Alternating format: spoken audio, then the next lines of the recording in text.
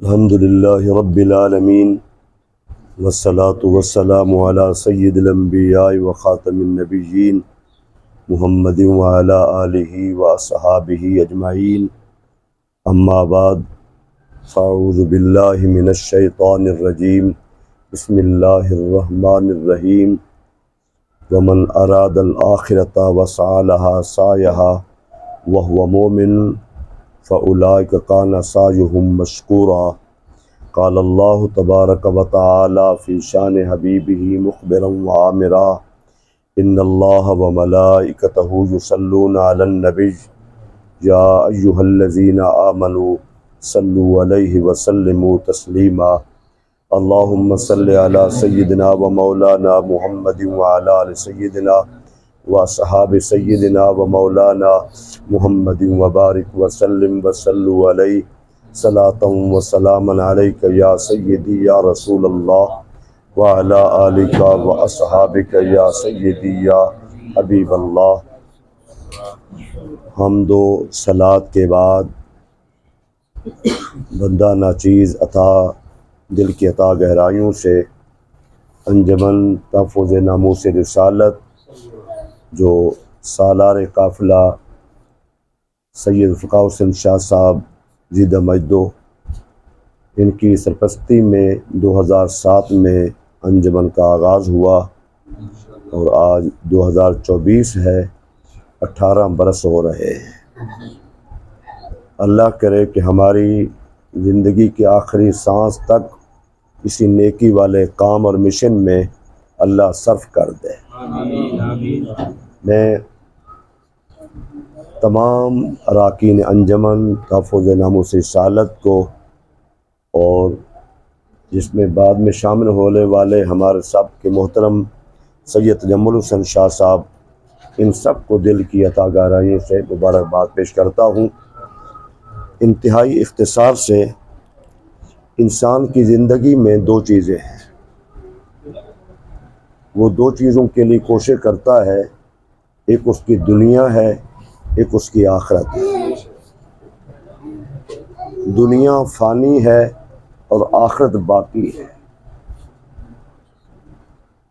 یہ جو ہمارے جو پروگرام ہوتے ہیں یہ آخرت کی تیاری ہے۔ اللہ نے قرآن میں فرمایا وَمَنْ أَرَادَ الْآخِرَةَ وَسَعَى لَهَا سَعْيَهَا، جو بندہ آخرت کا ارادہ کرتا ہے، چاہتا ہے اور اس کے لیے کوشش بھی کرتا ہے، وَهُوَ مُؤْمِنٌ، شرط یہ کہ صاحب ایمان بھی ہو، وَكَانَ سَعْيُهُم مَشْكُورًا، اللہ فرماتا ہے کہ اس کی کوشش کی قدر کی جائے گی۔ انبیاء کرام، صحابہ کرام، اہل بیت اطہار، ان تمام کی زندگی میں دنیا سے کہیں بڑھ کر کوشش تھی آخرت کے لیے۔ حضرت معاذ بن جبل رضی اللہ تعالی عنہ کو حضور نے یمن کا قاضی بنا کے بھیجا۔ فرمایا کیسے فیصلہ کرو گے؟ اس کی حضور قرآن سے، اگر نہ ملے حضور میں آپ کی احادیث طیبہ سے، اگر نہ ملے حضور پھر میں کوشش کروں گا کہ قرآن و سنت کے مطابق میں فیصلہ کروں۔ حضور نے ان کے لیے دعا فرمائی اور یہ بھی فرمایا اے معاذ، اگر تیری وجہ سے ایک بندہ بھی راہ راست پہ آ گیا تیری نجات کے لیے کافی ہے۔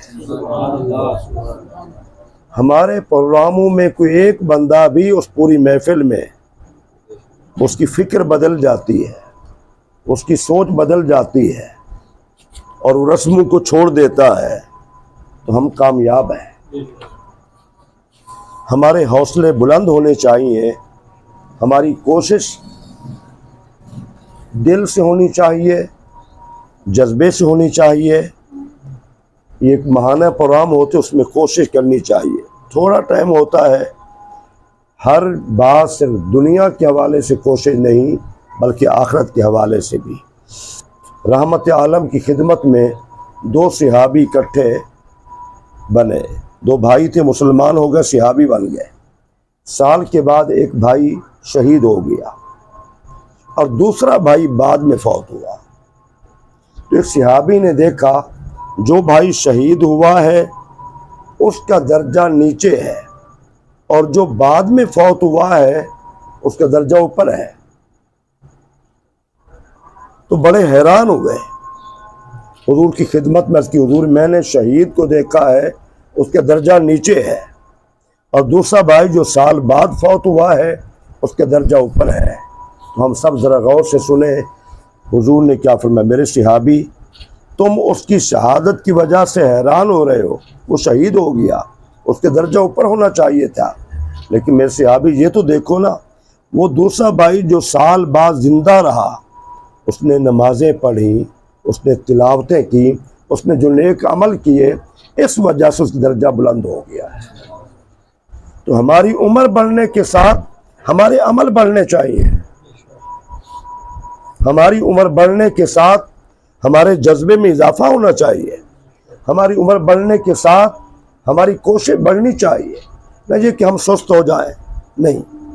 کام کوئی بھی ہو, دنیا کا ہو یا دین کا ہو, جذبے سے ہوتا ہے. اپنا جذبہ بیدار کیجیے. اپنے جذبے میں کہتے ہیں نا جوان بندہ کچھ کام کرتا ہے, خون میں حرارت ہوتی ہے. اپنے جذبوں کو جوان کیجیے, پھر کچھ کر سکتے ہیں. تو اس لیے پرفتن دور ہے, مشکل دور ہے, مہنگائی بھی بڑی آ رہی ہے محافل میں. میں کئی جگہ جاتا ہوں جہاں دیگ بناتے تھے, 2 دیگیں بناتے تھے, اب وہ صرف تھوڑی سی مٹھائی پہ آ گیا ہے. یعنی تبرک کا, یہ مہنگائی کی وجہ سے. تو ہمارے حوصلہ جو ہے نا بلند ہونا چاہیے. جو بندہ زیادہ اہتمام نہیں کر سکتا روٹین جاری رکھے, اپنی روٹین جو ہے نا وہ جاری رکھے. میں نے پروگرام کرانا ہے, ہر حال میں کرانا ہے. جو روٹین وائز پروگرام اس کی بڑی برکت ہوتی ہے. اللہ تعالی ہم سب کو ہمت عطا فرمائے. آمین ثم آمین.